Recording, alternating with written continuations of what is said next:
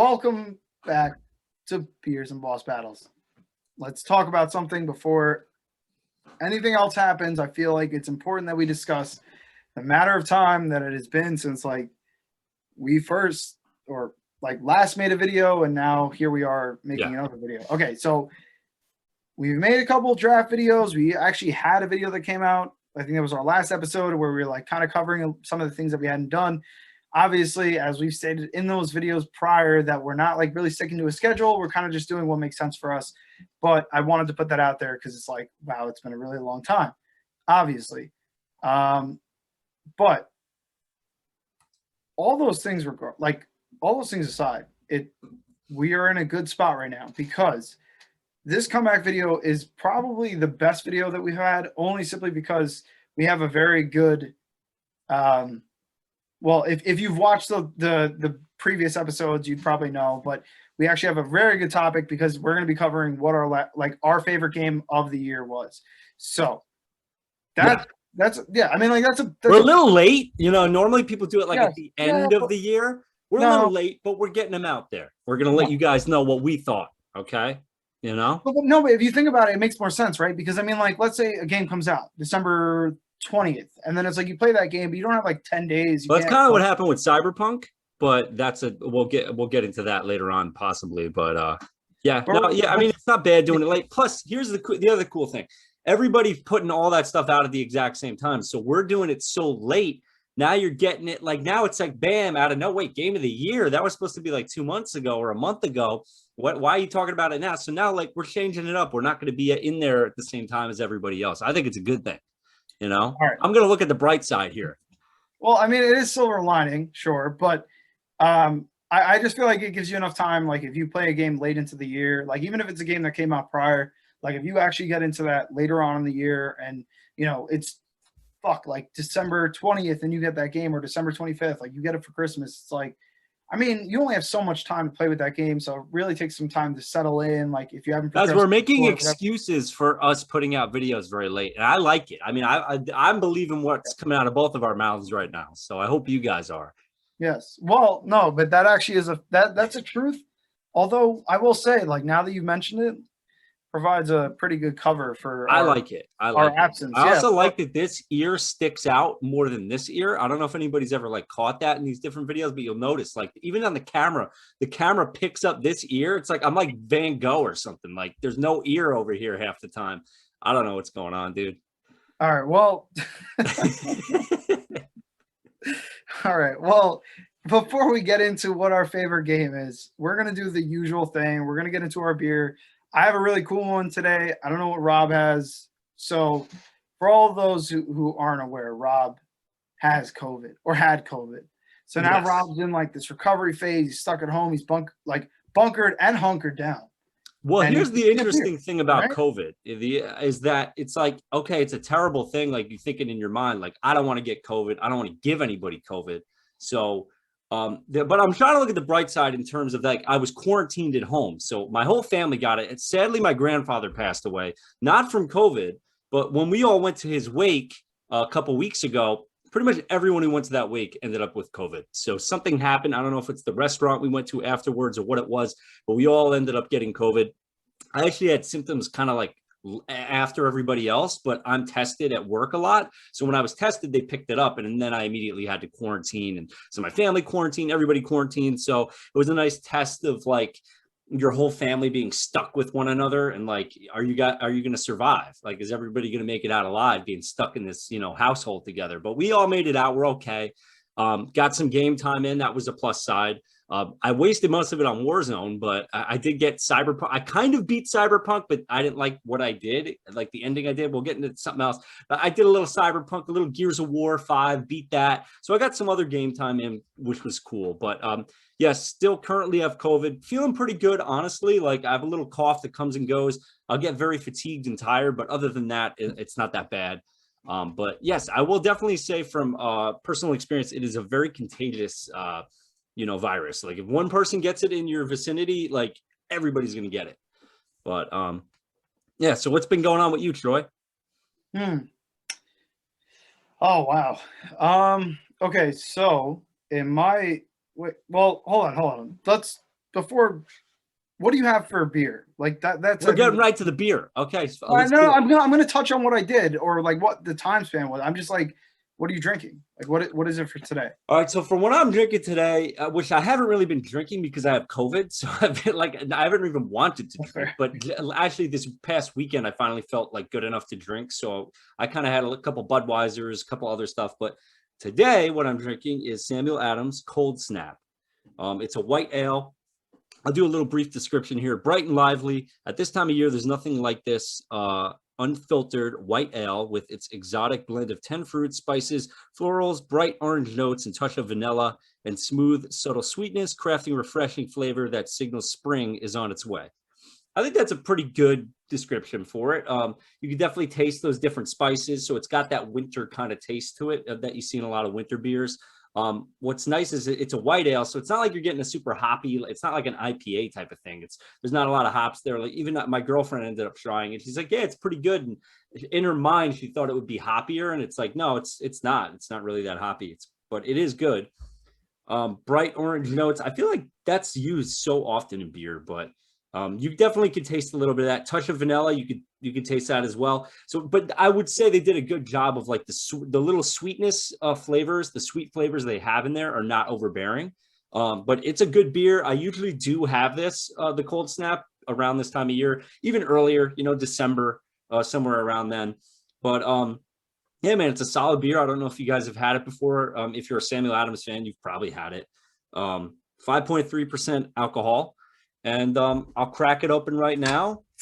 And review. Give us. So let's see if I can get this porg. Let's see if I can get this good here. Let's see what we can do. It said unfiltered too, by the way, it does not taste like an unfiltered beer. All right, that could have been a better pour. I would have liked a little bit of a bigger head there, but that wasn't too bad. Not too bad. Doesn't matter. I think it came out nice. It was like one of those commercials where it's like, look at me pour the beer. Yeah. Well, here's one thing I will say again. Okay, not to keep going on about COVID. I did kind of lose my sense of taste and smell, which I'm slowly getting back, but I still definitely do not have, like, I'm probably at like 50% taste right now. So like this, I feel like maybe my taste is worse today than it was yesterday because I'm not tasting a whole lot right now. Yeah, maybe my taste disappeared today. So I can't give you a current status on the beer, but I do like the beer. It's a good beer. And I think that's a good segue. Troy, what are you drinking? I got to fix my hair, by the way. I'm not going anywhere. You know what, though? That was so much for me to absorb because I've told you in the past, it's not that Samuel Adams is a bad brand by any means. I actually think that they make some good beer, but every time I think about Samuel Adams, I associate that with the Boston Lager, which up until maybe, I don't know, like 3 or 4 months ago, I was not a fan of. And it was actually only until I think in one of our videos we talked about it and you were like, oh man, you should give it another try. And then I did. And I'm not going to lie, like second time around, I was like, that's pretty good beer. Like, but I've actually never had that one. I've had a couple of different they have the winter. There's like a winter lager, I think. The winter lager. There's there's a summer beer that they have. Summer ale. Yeah, well, yeah. There's probably. also it's got like a blue label on it. I can't remember the name. Wow, dude, I'm blanking here, but it's a good beer. There's another summer beer. That's probably the one you had. Porch Rocker, is that it? Yes. That was That's it. That's a not really good. good beer. No, I mean not good, not bad is what I meant to say. It's a solid beer. It's not bad. I think it was actually pretty good. Well, all that aside, today, this is Hoked on Galaxy. So I'm assuming this has Galaxy hops, 7.5 ABV. So it's Galaxy and Centennial hops led the way in this soft, fruity, hazy IPA. So I actually drank this for the first time, like maybe I don't know, like a week ago, something like that. So this is pretty recent for me. But I'll be honest, I can't really tell you exactly what that was like. So I'm going to do the same. I'm going to crack this open. The splatter. There's a little baby sip right there. It was enough. No, okay. So, this is actually, it's funny. Like a lot of times when not to like go in a totally different direction with this or tangent or anything, but you know, when you like have a certain beer, right? A lot of times the description on the back is like it's soft, it's smooth, like whatever it is. Yeah. Like, and usually a lot of times you're like, oh, like, you know, I can taste the pineapple, but I don't know if it was like soft or smooth. Yeah, certain Well, flavors are definitely more like certain notes are more noticeable for sure. well, so with this, I'm not gonna lie, like the way they're describing this on the front was actually like how this would taste. It is soft, it's fruity enough, but it's also like hazy. It's got that like dankness to it for like an IPA, which is good. So it has that body, but I will say it's fucking good beer. So all right, who is that by? This is by K&L. So I'm sure I could probably read this off the side, but I'm not going to because it's like very fine print. But all I can say is that's very good beer. So any of you guys that, I mean, I'm always the IPA affiliate and sponsor. So if you guys are into IPAs, that's something worth trying. Okay. All right. So back to the real reason why we're here, the video games. All right. So we've had a lot of very fun experiences with a lot of different games over the past year. All right. So since 2020 started to here we are, and I'm not even going to maybe even include for myself January or whatever we have so far in February. But what I will say is throughout all this time, 20 to 21, I mean, I've played a lot of great games. And a lot of those, thankfully, those experiences I've been able to share with Rob. I was playing with him. It was like, that was dope. But this is why it's such a big deal, because we're actually going to tell you guys what it is like. What was the best gaming experience that we were able to have throughout the year? Now, that could have been very short-lived. It could have been very long-lived. Something like, we played Paladins for a little bit. That was amazing. Yeah. Right. But then we moved over, we went back to Warzone. So that was amazing. But so my point being, there's been a lot of great experiences. And what is the best one?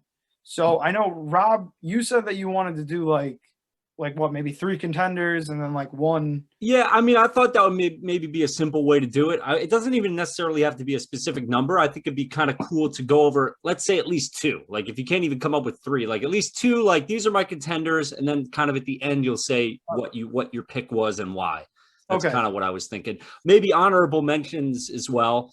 Maybe if there's a couple other ones you want to throw out there. Like, it's kind of interesting you brought that up, because me and my uncle have spoken about this too. When you do your game of the year, you're not always playing games that came out that year. So like traditionally speaking, when I think of game of the year, it's like, well, it has to have released in that year. So this is our 2020 game of the year. So usually in my mind, I'm like, this has to be a game that came out in 2020. And I think that's the fair way to do it. But like, say, like you just said, Paladins, that's a game that we never played when it first came out. I think it came out in like 2016 or something. Yep. But we played it a lot in 2020. Maybe you don't nominate it for game of the year, but like you could talk about it and say it was one of the fun experiences that I had in 2020. So maybe like a good honorable mention kind of, but yeah, that's kind of what I was thinking. I'm open to kind of whatever you're thinking as well. Okay. So I don't know that I'd actually be able to list 3 or 3 that are in this generation. So if we are going by that same like rubric, then I could probably name games for you, but like a lot of the games that I played are similar to what you just said, in that these are games that came out years ago, and I'm actually just experiencing them for the first time, this year. Yeah. So Paladins being one of them. There was another game we played just recently. That was really, or not just. We've played quite a bit of Rogue Company, but that did come out in 2020. Sea of Thieves, though. Sea of Thieves, we had, dude. That game deserved a little bit more time than we gave it. That game was a lot of fun. But okay, so before anything else, I think best way we could probably do this, we'll do a little ping pong. I would say at least 2. Come up with 2 that came out. No. I could come up with 3. I could give you 3 right now, and I'm with it. Yeah. Right? Okay. So 3 contenders, honorable mentions. We'll do whenever we feel like we could throw our honorable mentions in there. But then, saying, like between your contenders, just come up with one at the end that you're going to pick as your 2020 game of the year. Oh, okay. Yes. So I'm in agreement with that. But I would say, I think maybe what we should do is to make it a little more exciting for you guys.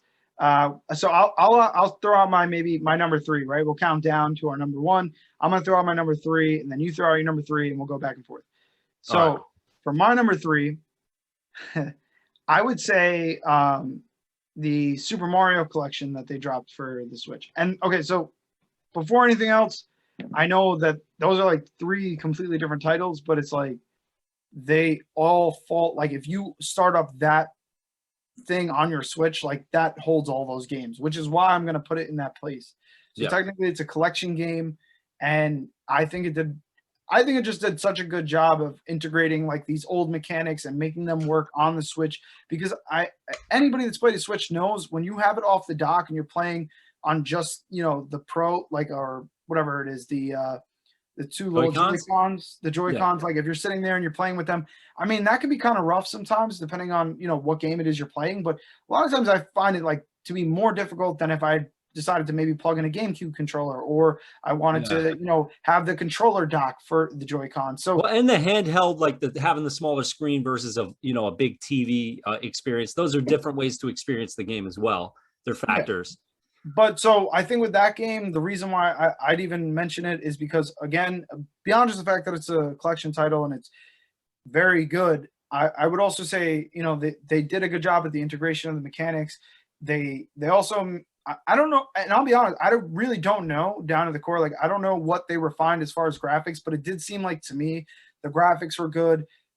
I think they did some refurbishment. Maybe they didn't. I don't know, but it looked really good. Optimized it, whatever they did with it. Yeah, the whole playthrough was very smooth. Like, and I'll be honest. I mean, Super Mario 64, I think, was the biggest jump. Obviously, being that that's a game from so long ago, and they tried to introduce those main base mechanics that they had at the N64 version into this Switch version, which is fine. But it definitely, it's something. It's like a hurdle. Like you play the game and it's great, but it's very old mechanics and on a new system. So what your way of playing it is going to be a lot different than when you were, 4 or 5 years old. You're playing Super Mario 64 for the first time on the fucking N64 controller.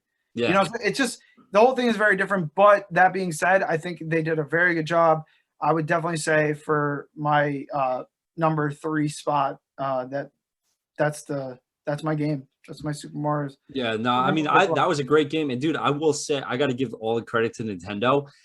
Whether you think it's a good thing or a bad thing, I mean, they somehow, like people like you and I, they get us to buy every freaking exclusive, man. Like I just bought I don't know if you're buying it, but I just bought Super Mario 3D Land plus Bowser's Fury, whatever it is. I didn't play it yet. I know it's essentially another remake of a game that already came out, but like for people like me, it's fresh. But they do a great job of getting you in there and just wanting to buy those games. But those are great games. I spent all my time on Mario 64. I didn't do any Sunshine. And what do they have? The first Galaxy? What's the third game in there? It's Galaxy. Yeah. Galaxy. So I need to go back and play those games. I spent all my time in Mario 64. And dude, that game's a little more difficult than I remember, man. Because it's funny. It's like I remember being a kid playing it, thinking it was difficult. And half the time when I go back to a game as an adult, I'm like, wow, this is pretty easy. But not with that game. I mean, like, there's definitely easy moments and easy stars. But if you're really trying to like do completionist stuff where you're getting all the stars in all the different areas, I mean, there's definitely some tough ones in there. But I don't want to spend a million years, so I'll go to my third game. So my third, number three for 2020 is Doom Eternal. So one really cool thing about this game is that I did not purchase this game. This was on Game Pass. I think they put it on Game Pass a few months after it came out. But man, it blew me away. And if anybody saw any of the previous episodes, I've talked about Doom 2016. And I played that game very late as well, but I was very pleasantly surprised by it. It's not the type of game that I thought I was going to be into, and I ended up playing it and loving it. The combat is, for anybody that plays it, it's super fast-paced. It has a lot of kind of elements from old school games as well, with like power-ups, weapons, and ammo, and different things you pick up on the map. But pretty much it's like, I view it like this. Like they took everything from Doom 2016, and they improved on everything. The graphics look amazing. The art style is so good. The gameplay is better. It's more fun. I'm not going to say it's a perfect game. There are definitely some flaws, but the music, freaking amazing. Like, I mean, I would say probably if I had to pick like music for the year, I'll probably give it to Doom Eternal. The music is so good in that game. Like, they know how to just have the music match the setting and also the combat. So like when you're in combat, the way that the music will amp up and then kind of explode as you get into a crazy gunfight, like it does it so well. The music matches it perfectly, the atmosphere. But yeah, it's a great game. One thing that I will say that kind of always bums me out is like I'm all over the place with games. Like I don't complete games half the time. Like I don't beat games that often anymore, which is like, I don't like that about myself. I'm trying to get better with that. So that's a game I did not beat. I need to go back and beat that game. But I love the progression in the game too, because as you get more powerful and stronger and faster and you upgrade your weapons, you really start to feel like this freaking badass. But they do a good job of like that progression. Kind of like as you go forward, like you just feel more and more like a badass. Like they did a good job balancing that. But yeah, that's going to be my number 3 pick. Freaking solid game. Good game. Okay, so my only thoughts on that would be I actually never got the chance to play it. And I did not get the chance. Well, you have Game Pass, so you could play it. No. Yeah, so yeah. Let me count that out. No, forget that. I've had the chance to play it. I just never got around to doing it. But everything you've told me thus far has been fucking great. I actually really like first-person shooter kind of games where, I don't know, there was one game I played for, I want to say the PS3, and it was just such a good game, and it was a storyline-based game, and it was great. And so I think for me, I'd like that, kind of like Halo, right? I mean, like, if you think about it, that's kind of what made Halo, like, the campaign was so good. Yeah. And like this first person shooter, I mean, obviously you had multiplayer, that was great, and that really it set off. You had co-op, which was different, as well. Like you don't always have that in a lot of story games. Campaigns don't always have co-op. Halo was one of the first to put that co-op in, and it's always going to be there. Like any Halo game you play, you can play a co-op if you want to. Yeah, well, that for me, I think was a big thing, and I think that's actually what made me like that trend of games so much is being able to sit down with somebody else, be like, yo, I've never played this. Like, let's just play it through. And you have like a really good time playing it. And so I think for storyline games that are obviously FPS based, and it's a hard thing to pull off. I'm not even going to take that away. It's definitely a hard thing to pull off, but it's always fun when you do it. Yeah. Well, I mean, if you're going to look at Doom Eternal, that's a totally single player game too, which is, I feel like it's totally a different dynamic when you have a game that is going to be single player. And you have a game like you just described with Halo that you have to design with co-op in mind. So you want it to be fun if you play by yourself, but it also needs to be fun and challenging if you have somebody else with you. Whereas Doom Eternal is single player. So that's kind of like, and that's what I like and respect about it. It's like they know what they're going after and they do a really good job at executing what they're going after. And that is the single player experience. I'm not going to say that I wouldn't want co-op. I mean, if they found a cool way of maybe putting in a co-op mode or adding co-op into a game, I wouldn't be against that. I know a lot of probably people would be against that for Doom Eternal or any Doom game, but yeah, it's kind of fun. It's interesting that dynamic of like a single player game and a co-op game because they're so different and it changes everything about the game. All right, so real quick, we totally got off the subject of, and now I'm just thinking about it. I said that when we opened up these beers, I was going to talk about maybe some of the things that I've been up to. For myself personally, I've had a very weird couple of months. I've been trying to game as much as I can. That's been a little bit more difficult. I've been streaming a little bit less, but in turn, I've been kind of venturing into music and doing whatever, which does lead me to my number 2, because in the times that I do get to game, there are very few games that I really like enough to devote any kind of time to. So Warzone is definitely one of them. I'll put that up there. But I would say for my number 2 for this year, I would say Fortnite. And there's a big reason why I say Fortnite, because Fortnite is one of the very few games that everybody has access to, and I feel like is worth it's worth playing with a lot of people. Like, it's just always a fun experience. I think they did such a good job with, seasonal changes. And I'll say that, bearing with the idea that I haven't actually played as much of the last 2 seasons than I have in the past. Yeah. But with that considered, it's it's not that I don't appreciate the work that they put into the game. I think they do a good job at transitioning seasons. That doesn't mean that I'm always going to be personally interested in devoting a lot of time or trying to spend, whatever it is, like playing those seasons. But I do appreciate what they do. And I think that's been a very fun game. I think altogether that's one of the very few games that I've been able to actually, come together with people and it's random. Like it's random. I mean, how many times like it's me, you, Lena, Dina, like whoever, and we play those games. So I mean, for me, like I feel like to have a game that's so versatile, like you could kind of get anybody and everybody to play. I think that's. I mean, to get really good at it is a different story, but yeah, it's accessible and it does a pretty good job too. Because like if we play with Dina, for instance, she's playing on the Switch. So I would say that especially if you're playing handheld, you're going to be at quite a disadvantage playing on the Switch. So they do a fairly good job at, mixing like the servers you get into. You're running into a lot of Switch players where when we're playing on Xbox, obviously we kind of have an advantage over them. But at least for people that are playing on different platforms, it does seem to kind of adjust the type of player base that you're going to be playing with, which is good. I think they do a fairly good job. No one's going to be perfect. They're never going to have like a perfect system, but they do a pretty good job at making it fair for everybody. Yeah. So, that's what I'd say. So I think for my number 2, I'm going to have to pick Fortnite again. That's just technically that's not a 2020 game, but we kind of outlined at the beginning where we're going with this. So yeah, that's the game for 2020 that he spent a lot of time with that he liked. So that's your number 2 pick. Okay. What is your number 2 pick? All right, so I'm going to go with, this is going to be my number 2 pick. So Warzone.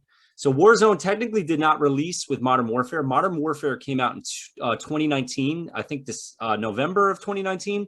And somewhere around February or March in 2020 is when Warzone released. And I got to pick it for number 2 because, I mean, it should be, if you talk in terms of gameplay wise and game time wise, it would be my number 1 because I've played it more than any other game by far. But I would say that the game is not perfect. No game is. But even right out the gate, they differentiated themselves from kind of all the other games on the market. Obviously, it's totally different gameplay wise than Fortnite. There's no building. It's not third person. So you're kind of competing with games that have already kind of fallen off. So there's not a ton of competition. What do you have? PUBG. Apex Legends is different. You have, class-based elements in the game where you don't have that with Warzone. But Warzone, I think, has done a really good job of building a good, fun map. Adding in different elements like, when you're picking up different things, whether it's a scavenge or a recon or, if whatever it is, like they've done a good job of putting those little things on the map to kind of centralize and get people to fight in these specific areas. You have your normal kind of loadouts that they swap out, random weapon drops on the map that they alternate throughout the release of the game. So it's never really going to be the same. If you play it, let's say you play it once a month, every month you're going to kind of have different weapons that drop. You might have some of the same, but they do a fairly good job of mixing in different guns that you're going to find naturally in the game world. And then obviously if you play the game, you're going to know that there's a whole element of money. There's currency. So you want to get money. You can use that money to buy yourself a self revive. You can use that money to buy one of your buddies back who died. You can use that money to buy a UAV, an airstrike, etc., whatever you're going to do. So I think that's another cool element, the whole currency element, that you're going to be using money and you use that money to do different things in the game world for you. And it's fair because you have to earn the money. It's not like you're just, using real world money or something and getting this money. No, this is money that you find actively in the game while you're playing.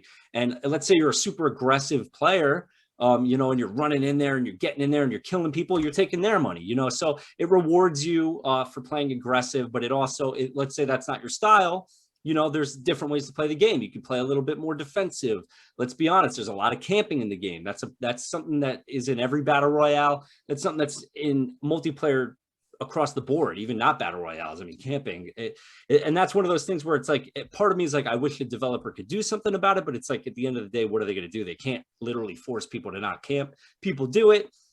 You have different elements too with the mode you're going to play. So if you're playing solo, lots of camping, lots of defensive play, even duos. So me and Troy play a ton of duos, and I really enjoy duos because I have a reliable teammate who you build this dynamic with. Like you kind of play off of one another. And to build that kind of camaraderie and that gameplay element is really fun. And I love that about duos. But one thing that I hate about it is what I was just talking about with defensive play and camping.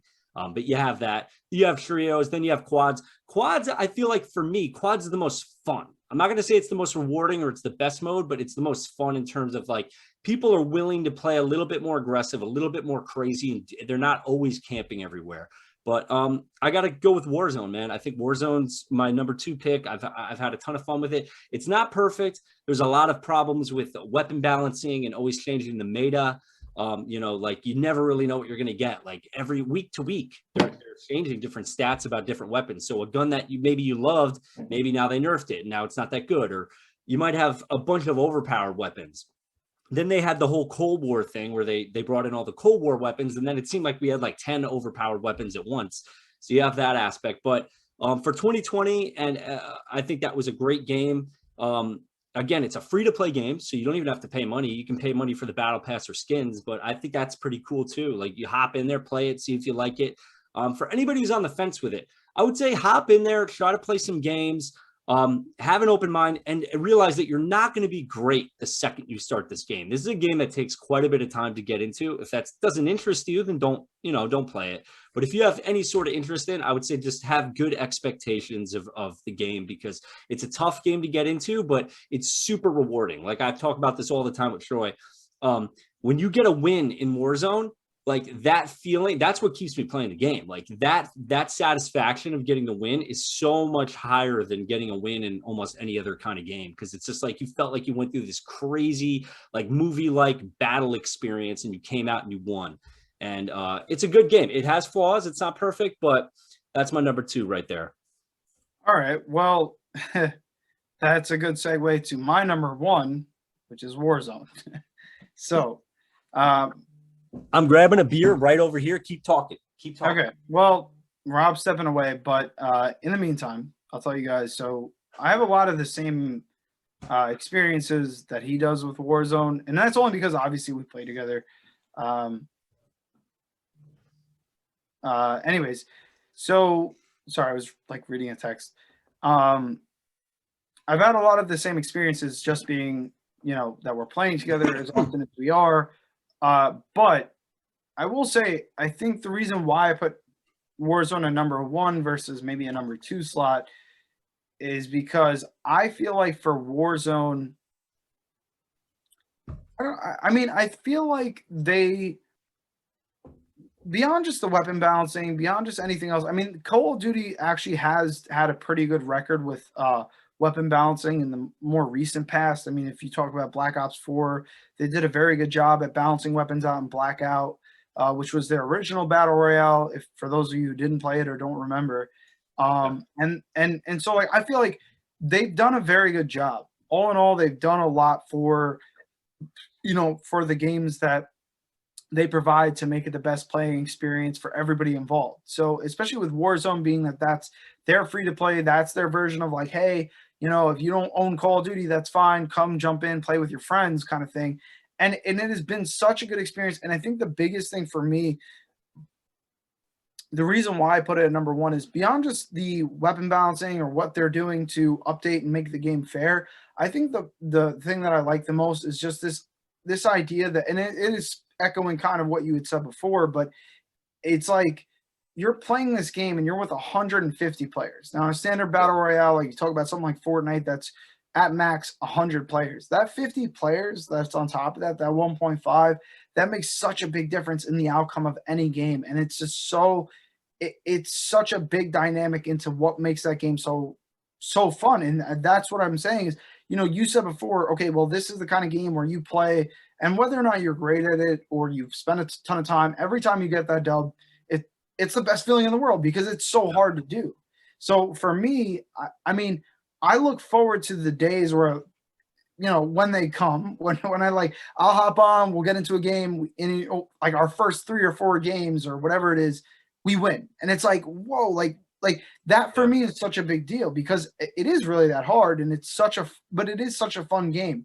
Even the games that you lose, like think about how many times we play together, and it's like yeah, we lost, but we went fucking off. Like we had like Yeah, 15, yeah, yeah, 16 kills. It's like, okay, like, yeah, we lost, but we bodied shit the whole way through. And that's yeah, like, yeah. those are the kinds of games I love the most because it rewards the times where you're not rewarded, so to speak. Like it's almost like, okay, well, you didn't win, but yeah, but you had fucking 20 kills, and that makes up for the whole fact Yeah, that you you. have like crazy stuff go down, and it's like you have these cool, fun memories you're laughing about for the next like couple weeks, talking about, oh man, remember when you flew the helicopter in there, and then you dove out of the helicopter, and it hit the team and blew them up. Like, yeah, you have these, even if you didn't win, yeah, you have these fun memories and these fun experiences that happen in the game.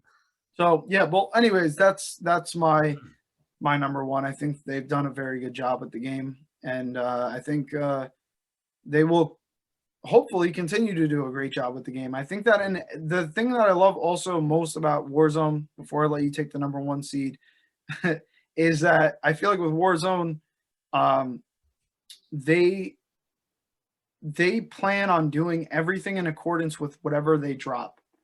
Think about it. I mean, the game came out, right? Then what? Not too. I think it was a little bit before Cold War dropped officially. They were dropping the texture package, so they're obviously upgrading the game. They're gonna keep it updated. Probably for the new console releases. I think somewhere around when the new console's released, what, in November, early November, I think is when they put that out. So that's what, but that's what I'm saying. It's like you Yeah. have all this shit that like they're putting in for the game to make sure that it's the best playing experience. And so long as they do that, I think that game will definitely remain in my top five. So, but yeah, it's my number one for now. Yeah, and I just one more note on it before we're off the subject of Warzone. One thing I would say is too is it's funny, dude, because everybody talks about people playing video games, maybe playing too much video games, but this game reminds me of like the Halo or the Gears of War back in the day, where you had your boys that you play this game with, like that. These are your homies. You know, they may be your homies in real life. In our case, they're our friends in real life. Maybe some people, it's people you know only know online, but you have your base of players that you play with, and like you just build this camaraderie. You play off of each other's strengths and weaknesses, and that dynamic is so fun. And what I love that the game captures is that feeling. Because I've had that feeling in the past with other games like Halo, Gears of War, games, even maybe a little bit of Battlefield. But this game is the first game in a long time. Fortnite did it as well. I'm not going to take it away from Fortnite. I had a bunch of fun with Fortnite. But I think with Warzone, it's a little bit more of like that team dynamic. You got to learn to work with one another. In Fortnite, you could be a god and you could be so good at building, you can kind of offset maybe not having the best dynamic with your team. Whereas Warzone, if you don't have a good dynamic with your team, man, you're going to pay for it. I mean, you could be really good in Warzone, but like if you don't play off each other's strengths and weaknesses, like you're really going to pay for it more than in a game like Fortnite. And I like that. And that's one thing I love about the game. So I guess I'll go into my number one pick. So this wasn't a really hard one for me. As much as I love Warzone, my pick for 2020 Game of the Year is Ghosts of Tsushima. I don't know if I pronounced that right. I think it's Tsushima. I think the T is like silent, but that game to me was the best game of last year. From the graphics to the gameplay, to the music, to the sound, the story. Not to get super into detail, it's kind of just like the Mongols, you know, Japan is being invaded by the Mongols, and it's kind of like that, you know, quintessential story of like the hero fighting off the villains and you know, conquering and defending the people, and kind of that storyline. But the graphics, everything like blew me away with this game. Like this was a game I was kind of excited about. It was on my radar, but I didn't really get super hyped on it. Certain games, like I'll even be honest about Cyberpunk. Maybe we'll talk about this in another episode. The game that's right now is getting so much hate, and I mean it deserves most of the hate. But I definitely got very hyped for that game. Whereas this game, I didn't. It kind of like flew under the radar, and then it came out, and then I ended up just purchasing it. And I was like blown away by it. I just thought the gameplay, the world, the way they open up different areas to you when you're doing side missions, they feel fun, they feel rewarding, they almost feel like they're not side missions. Like they did a great job of blending. Like, yes, we have our main story arc, but here you can go off and do all these other things, and you're rewarded for it. Like you feel like it's worthwhile that you spent your time doing those other things. Whether you got a cool weapon or maybe a cool outfit. And the outfits don't only just look cool, they'll have different attributes to them. They might make you faster, they might make you stronger, have better defense, whatever it might be. But that's a game I got to get back to. I still have not beat that game. I think they even put out like a co-op horde mode that I heard about. My buddy told me about it. Yeah, there's like a co-op mode where you're playing together and you're fighting. Man, what? No, I got to get that game. Yeah, dude, it's so good. I mean, I haven't played that mode, but when my buddy started describing that, I'm like, oh my God, that sounds so fun. The horse gameplay with riding your horse is really, really fun and cool and beautiful. And you're just riding through these like majestic, beautiful, like it just reminds you, like if you're into Japanese culture and art, and it's a Western studio's like best attempt at like kind of showing their appreciation and their love for Japan and old like Japanese art and you know, samurai, and it just like it does everything so well. Like it's just such a freaking good game. That's my number one, man. Like I'm not even gonna get crazy into detail. I would just say if you have not played it, if you have a PlayStation, man, pick it up. It's so good. Maybe they'll release it on PC at some point. They have released some Sony exclusives like Death Stranding. And there's another one. I can't remember what it, dude, this happened to me on another episode that we did. I can't remember the name of it. There's another Sony exclusive that came out on PC. So it seems like Sony's a little more open to putting out games on PC. So maybe they'll do that with this, maybe not. I don't know. We'll see. But freaking awesome game, great game. Like if you're into anything samurai, you have to get it. Like it's just so good. It for me, it was an easy pick as my 2020 game of the year. It's so good. I'm not doing it any justice with my description of it right now, and it's been a few months since I've played it. Honestly, I'll be honest, but friggin' awesome game, amazing game. Okay, well, so I think it's only right before we close out for you guys that we list some honorable mentions. I think for me, that would be Mega Man, I want to say 11. That was a really good game. That was actually a great game. Very, very challenging as all the Mega Man games and if are. he's saying that, it's challenging because like I'll get my ass kicked on stuff that's like easy as pie for him. So if he's saying it's challenging, then it definitely is. It definitely has its moments. I would say obviously an honorable mention would be Smash Bros. Now that came out in 2017, but like the DLC and the characters, but with all the with all the DLC and everything that they've done, I mean, the game is fucking great. Sephiroth being included, and I mean all the DLC characters, Ryu, Ken. Anyways, so I would say that's probably another honorable mention. I would say another one might be. You know, I'm not going to throw into the mix because I can't guarantee that actually in the past year I played it. I was going to say Breath of the Wild because I'm way late to that game, but that actually was a really good game. I mean, I think actually in the beginning of 2020, I was really on that game at that point, and then I kind of fell off. So, dude, I bought that game when the Nintendo Switch launched, so that was the first game I got for it, and I got it like day one. Like everyone was like freaking out, couldn't get the Nintendo Switch. Somehow I landed it, dude. Get this real quick story. We went to Toys R Us. We're walking around Toys R Us, and there's like the day before the Nintendo Switch launches. And like we're walking around, and we're like, we ask the employee, and they're like, "You don't have any pre-orders for the Nintendo?" They're like, "No." Like, but then literally, she's like, "But I'm going to tell you something I'm not supposed to tell you. We have 100 of them that we're going to be selling tomorrow, and it's like first come, first serve." And she's like, "If you get here at like whatever time, 6 o'clock or whatever, you get online, you get your little number, you're going to be able to get one." So we literally like on a whim walked into a Toys R Us. We didn't think there'd be any chance that we could get it. Me and my girlfriend. And we literally like walk into this Toys R Us, and this employee tells us this, and we're like, "Are you serious? Like we just be here tomorrow, like first thing in the morning, and the first 100 people here are going to be able to get one?" She's like, "Yeah." And I'm like, "Okay." So we did it, and I was able to get it. And I remember playing that game. Me and my girlfriend would swap. We'd go back and forth playing it. I mean, she was super into it as well. And dude, like it just recaptured kind of like my childhood. And like, oh, you know what? Actually, hold on. What a freaking great game. It is a great game, but I gotta say, before I say Breath of the Wild, even though I am pretty sure that I was playing that this year, I'm gonna last year. What? You mean last year? We're in 2021, buddy. No, sorry. You're right. Yes. Last year. in 2020. I gotta say, for 2020, it might be Overcooked too. Dude, that game was Oh, like a lot of fun, man. Like I haven't had that much fun with the game. As far as the honorable mentions and what's in the yeah. order, Overcooked 2 has to be there. Oh, That game yeah, dude, was we had a lot fucking of fun with great. that.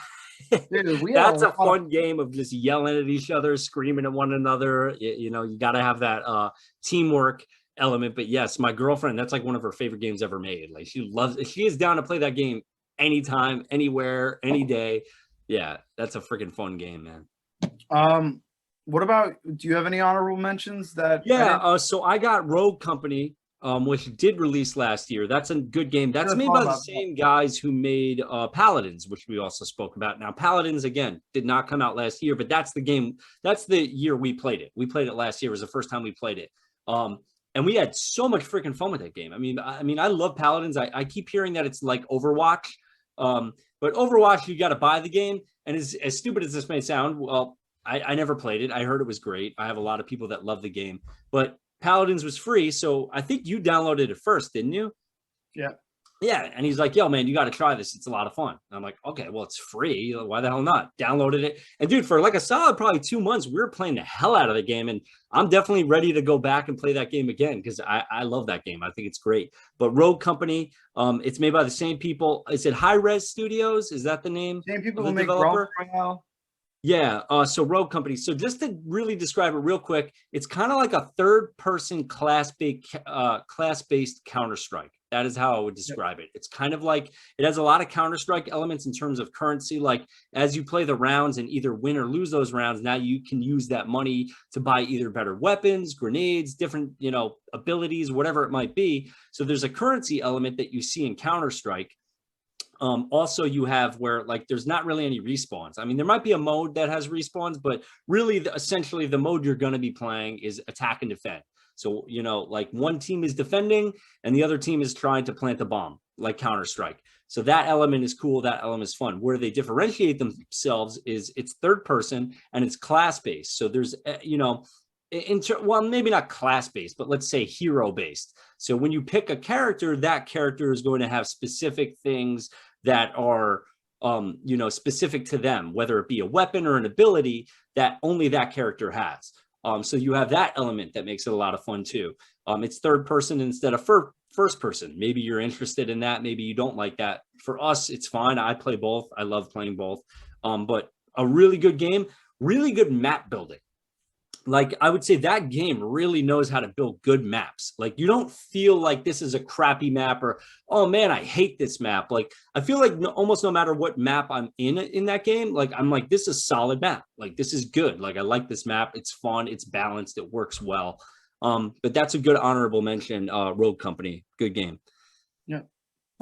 I would say the same. I mean, I actually wasn't even, you mentioned it before we started the video and you were like, yeah, I mean, maybe Rogue Company will be one of them. And I was like, yeah, Rogue Company. Yeah, that was such a good game. And I totally wasn't even a thought. Like, but that is actually probably one of the best fucking games of 2020. Like, I mean, it is very different. And I think it can take some getting used to, but once you get used to it, you're like, dude, this game just delivers on so many different cylinders.